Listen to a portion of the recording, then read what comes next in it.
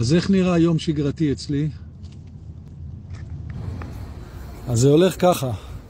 מתחילים עם התביעה, משא ומתן, סוגרים כמה עניינים.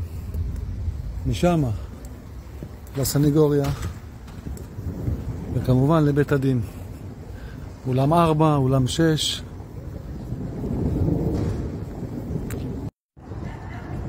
מסיימים עם הקריאה המשפטית. כמה צעדים, והופ, ביקור של כמה לקוחות. ביקורי משפחות בכלא.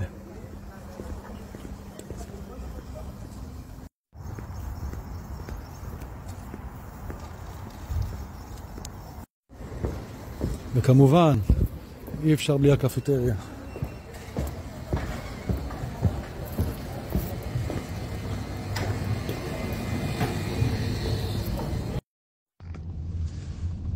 הסתבכתם עם הצבא? צריכים עזרה? אני כאן.